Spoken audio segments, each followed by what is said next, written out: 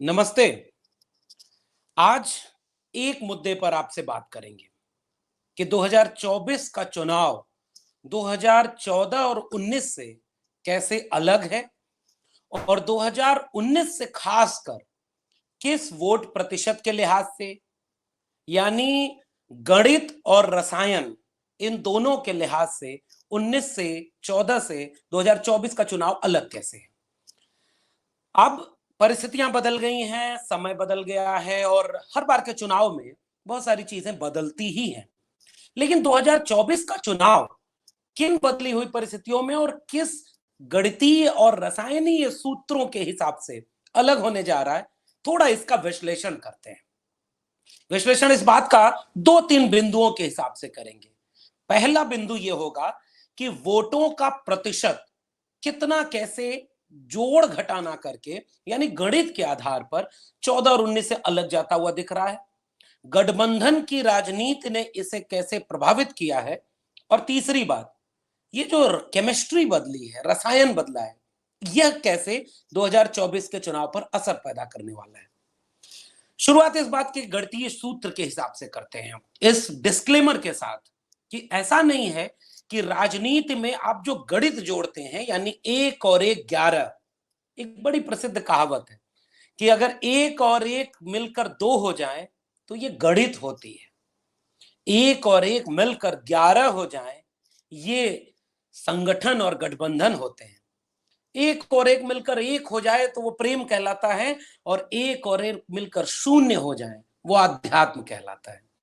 इस सूत्र वाक्य से शुरू करते हैं, पहले गणितीय आकलन करते हैं कि कैसे कितना फीसदी वोट कितना जुड़ेगा, किस में घटेगा।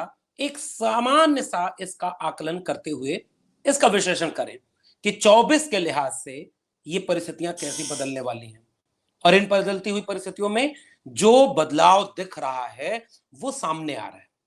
जैसे 2014 में गठबंधन जो बना, उसके पीछे बहुत सारे कारण थे कि उसमें एनडीए गठबंधन ने अपना एक प्रधानमंत्री का चेहरा सामने रखा और वोटों की गणित के मुताबिक हर राज्य में उन्होंने ऐसे गठबंधन बनाए जिसका फायदा उनको उस जीत में मिला जो कि उनके लिए अप्रत्याशित थी।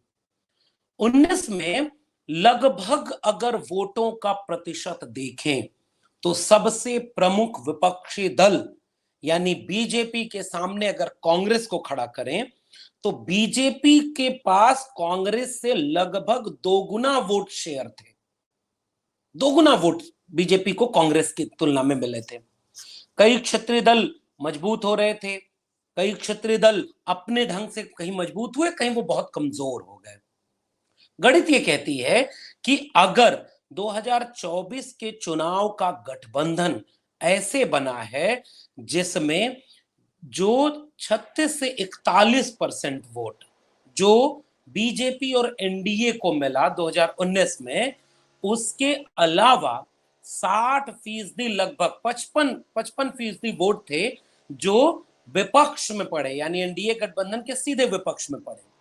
गणित का तुलना यह कह रही है कि इस बार नीतीश कुमार की जेडीयू, अकाली दल और महाराष्ट्र के कुछ बदले हुए समीकरण, इनके एनडीए गठबंधन से अलग होने से तकरीबन 5 से 6% वोट शेयर ऐसा है जो 19 के चुनाव में बीजेपी के पक्ष में था और वो अब छटक कर इंडिया गठबंधन के पक्ष में आ गया। दूसरी एक कैलकुलेशन ये कह रही है कि जिस विपक्षी खेमे में लगभग 55 से 60% वोट में आप बसपा को भी जोड़ रहे हैं, टीआरएस को भी जोड़ रहे हैं, उड़ीसा में भी एक एक वोट परसेंटेज जो बीजू जनता दल का है, इसको भी न्यूट्रलाइज करके भी देखें तो 19 के चुनाव में इसका अधिकांश वोट एनडीए की तरफ गया, लेकिन 24 के चुनाव में अभी टीआरएस और बीजू जनता दल को छोड़ दें तो मायावती जी का जो बसपा का वोट है अभी वो तय नहीं है कि वो एनडीए गठबंधन की तरफ उसको जोड़ा जाए या इंडिया गठबंधन की तरफ जोड़ा जाए। इसी कैलकुलेशन के हिसाब से राहुल गांधी ने एक बयान दिया और वो बयान बड़ा दिलचस्प था। वो बयान ये था कि हमारे पास 60% वोट शेयर हैं, यानी 60% वोटों का दावा इंडिया गठबंधन कर रहा है। कि अगर हमें 60% वोट ये मिल गए तो हम बीजेपी को बड़े आराम से हरा देंगे। अब दावा उनका ये है कि वो 60% है, लेकिन हिसाब से राजनीति नहीं चलती है। आप सारे विपक्षी वोटों को ये मान लें कि आप कोई पार्टियों का अलायंस करेंगे और उन पार्टियों के अलायंस में सारे विपक्षी वोट आपको ही मिलेंगे, ऐसा कम से कम राजनीति में नहीं होता। फिर भी जो कैलकुलेशन कह रहा है, वो कैलकुलेशन ये कह रहा है कि 19 में जो झुकाव इस गणतीय गणना का एनडीए के पक्ष में दिख रहा था, इंडिया गठबंधन के बनने के बाद 24 में वो गणतीय झुकाव इंडिया गठबंधन के पक्ष में है। यानी एनडीए के पक्ष का वोट का प्रतिशत धीरे धीरे कम होता दिख रहा है अगर गणित जोड़ रहे हैं तो, और इंडिया गठबंधन गणित के हिसाब से बढ़त लिए हुए है। तो ये तो रही गणितीय आकलन की बात। 1-2%, 4% वोटों का शेयर ऊपर नीचे होता है। मैं इसमें रेफरेंस के लिए केवल जोड़ लेता हूं, अभी हाल ही में 2 सर्वे आए, एक सी वोटर का सर्वे आया और एक और कंपनी का सर्वे आया।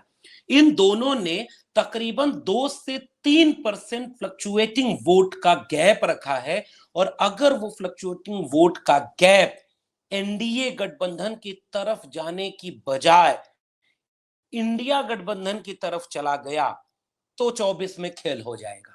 तो ये तो कुछ गणितीय सूत्र हैं जो जिसके खतरे भी हैं इस तरह से राजनीति में। इस खतरे से बचने के लिए हम विश्लेषण करते हुए यह देखने की कोशिश करते हैं कि रसायन कैसा बन रहा है, समीकरण कैसे बदल रहे हैं। इन बदले हुए समीकरणों में एक बात गौर करने की है। 24 में 14 और 19 से मुख्तलिफ एक आवाज सुनाई दे रही है। 2014 के चुनाव को अगर आप याद करें, 2014 का चुनाव बिल्कुल अलहदा परिस्थिति में हो रहा था। 10 साल तक एनडीए के खिलाफ जो पूरा राजनीति थी यूपीए गठबंधन की, पहले यूपीए 1 और फिर यूपीए 2, तो यूपीए 2 तक आते आते जो एनडीए का गुस्सा बन रहा था उसे ऐसा बना दिया गया कि वो देश के गुस्से में तब्दील हो गया, और यूपीए 2 के खिलाफ इस देश की बहुत बड़ी आबादी में यह मैसेज चला गया कि अब चीजें बदल रही हैं और सत्ता दिल्ली की बदलनी चाहिए। उसमें कई समीकरण रसायन के रूप में काम करते हैं।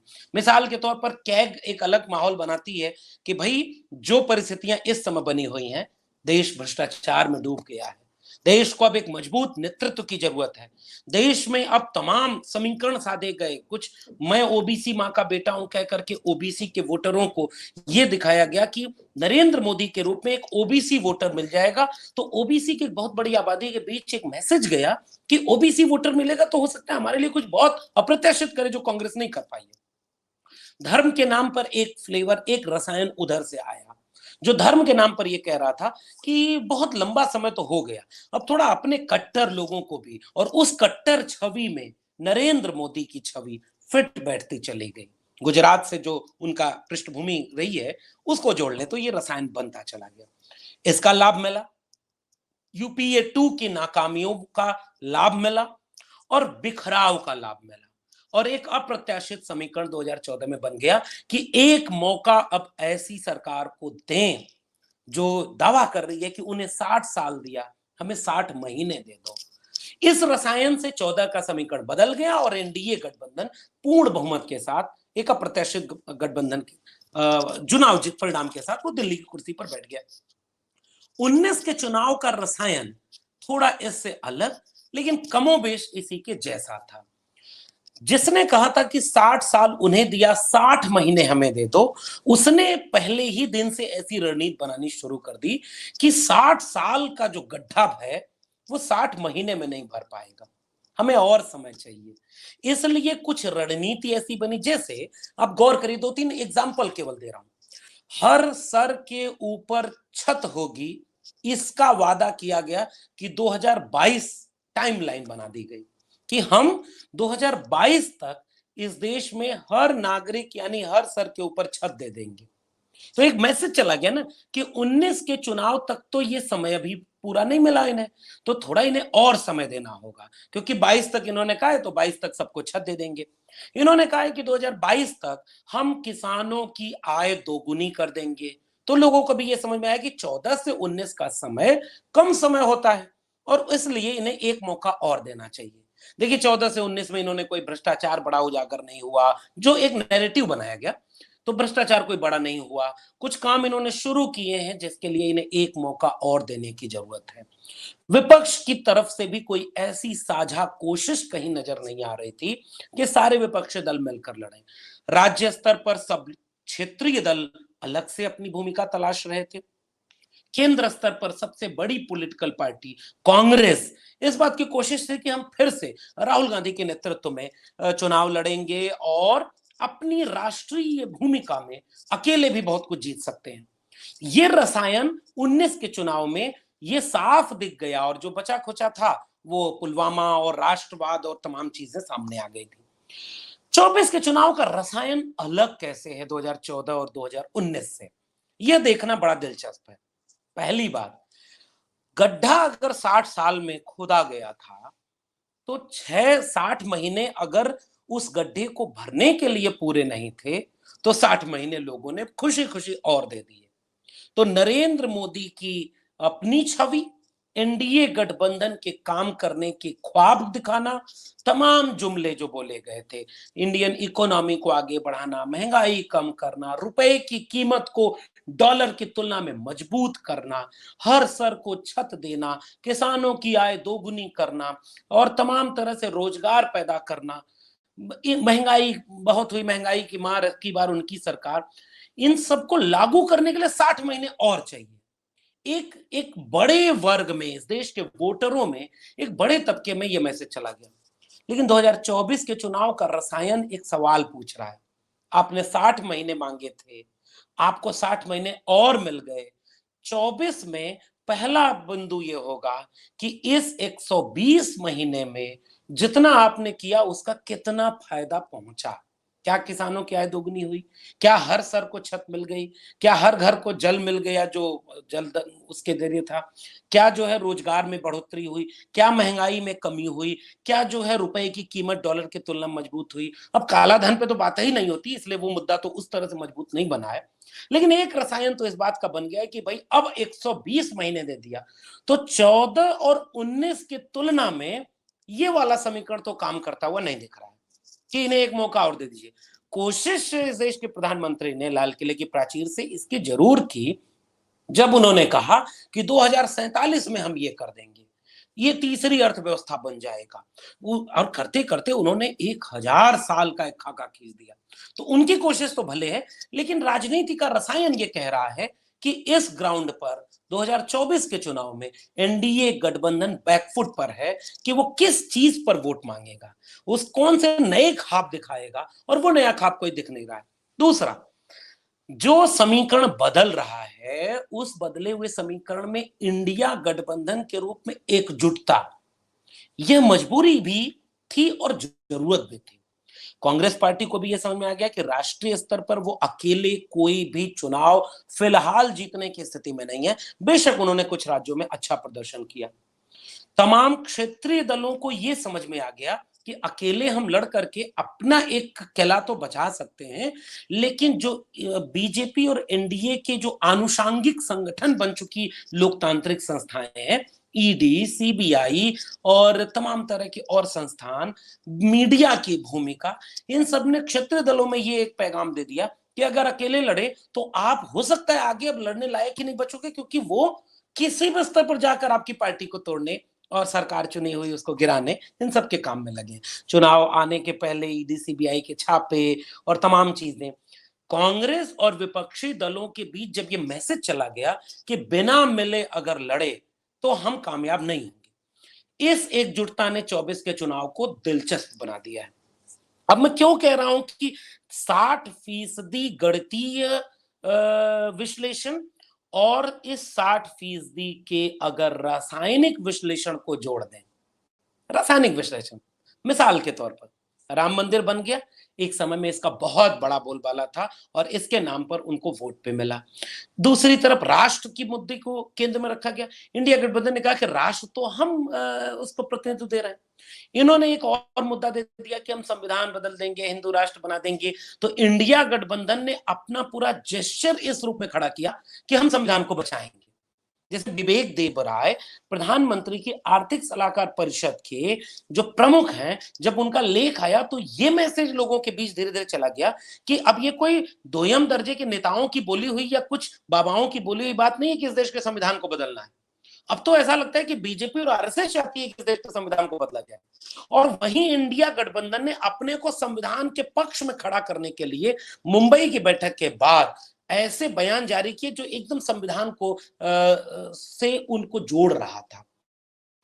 जैसे उनके अपने बयान में था ना, वी द इंडिया अलायंस, यानी हम इंडिया गठबंधन के सहयोगी दल। तो ये रसायन जो नया बन रहा है वो उस सेंटिमेंट को टच करता हुआ दिख रहा है कि मंदिर मस्जिद की लड़ाई, हिंदू मुस्लिम की लड़ाई से रोजगार नहीं मिलेगा, महंगाई कम नहीं होगी, बेरोजगारी दूर नहीं होगी, शिक्षा नहीं मिलेगी, संपन्नता देश को नहीं आएगी। तो हम भारत को जोड़ करके एक रसायन तैयार कर रहे हैं और एनडीए गठबंधन थोड़े से लोगों का प्रतिनिधित्व कर रहा है। इस रसायन के चलते एक बदलाव 24 में दिख रहा है। अब इसमें खतरे क्या है? गणित की तरह एक और एक दो हो जाए, ये भी राजनीति में नहीं होता। रसायन की तरह एक या गठबंधन की राजनीति में एक और एक 11 हो जाए, इसका भी कोई दावा नहीं कर सकता कि आपने इंडिया गठबंधन बना लिया और सारे लोग एकजुट हो गए तो आप 60% वोट आप ही की झोली में जाएगा, इसका दावा नहीं किया जा सकता। यानी एक और एक दो भी नहीं हो सकते, एक और एक 11 भी नहीं हो सकते, लेकिन इन दोनों के बीच में अगर एक और एक 6 हो गया, 12 भी ना हुआ, 2 भी ना हुआ, 6 हो गया, तो भी 14 और 19 की तुलना में 2024 का चुनाव पूरी तरह से नए ग्राउंड पर लड़ा जाएगा। इम्तिहान अब किस बात का है? एनडीए गठबंधन अपने कुनबे को बढ़ाकर फिर से गणित और रसायन दोनों में प्रयोग करना शुरू कर चुका है। मिसाल के तौर पर अति पिछड़ी जातियों, दलित जातियों और उनके साथ कुछ बड़े मुद्दे कि वन नेशन वन इलेक्शन और फिर यूसीसी, फिर से कोई नई बहस खड़ी कर दिया, देश बढ़ जाए धर्म में, देश बढ़ जाए जाति में। इसकी कोशिश वो रसायन के रूप में और गठबंधन के दलों को जोड़ करके गणित के रूप में दोनों करते हुए दिख रहे हैं। इंडिया गठबंधन के सामने एक चुनौती है कि अगर उन्होंने गणित के रूप में एक और एक 11 करने की कोशिश की है तो सीट शेयरिंग ऐसी होनी चाहिए जिसमें कुछ ऐसे सूत्र बने। मिसाल के तौर पर बंगाल के नाराजगी जो ममता जी की भीतर भीतर चल रही है कि भाई आप क्लियर करिए कि वहां कितनी पर कौन लड़ेगा। उत्तर प्रदेश को लेकर चल रही है कि भाई कितना कौन लड़ेगा, कैसे बनेगा। कांग्रेस कहीं ऐसा तो नहीं कहे कि हर जगह हम खड़े होंगे पंजाब और दिल्ली को लेकर के। कांग्रेस के दलों के लोगों में एक संयम है, यही एक रसायन बिगड़ता हुआ दिखा मुंबई गठबंधन की बैठक में। जब गठबंधन की बैठक के एक दिन पहले राहुल गांधी वही उसी मंच से जुड़ेगा भारत जीतेगा इंडिया के नाम के स्लोगन के नीचे बैठ करके अडानी पर एक बड़ी प्रेस कॉन्फ्रेंस करते हैं। हालांकि वो प्रेस कॉन्फ्रेंस बहुत महत्वपूर्ण है, लेकिन उसने भीतर के रसायन को थोड़ा तो बेचैन किया है कि भाई आप अकेले नरेंद्र मोदी पर हमला करने के लिए प्रेस कॉन्फ्रेंस क्यों करने लगे। इससे कुछ लोगों के भीतर भीतर सुगबुगाहट चल रही है। साझापन बनाना होगा तो गणितीय साझापन सीट आवंटन को लेकर के और रासायनिक साझापन उस को लेकर के बने कि आपको बहुत तेजी से आगे बढ़ता हुआ खुद को दिखाएंगे तो बाकी लोग नाराज होंगे, बाकी लोगों को तवज्जो देंगे तो कांग्रेस को लगेगा कि हम कहां पीछे क्यों। इसलिए कांग्रेस भीतर भीतर चाह रही है कि 3 राज्यों के चुनाव हो जाएं तब सीटों का शेयरिंग और क्लियर हो, एक नरेशन ये। दूसरी तरफ कांग्रेस ये सहमत भी दिख रही है कि नहीं भाई अगर तैयारी नहीं होगी तो फिर रसायन कैसे बनेगा।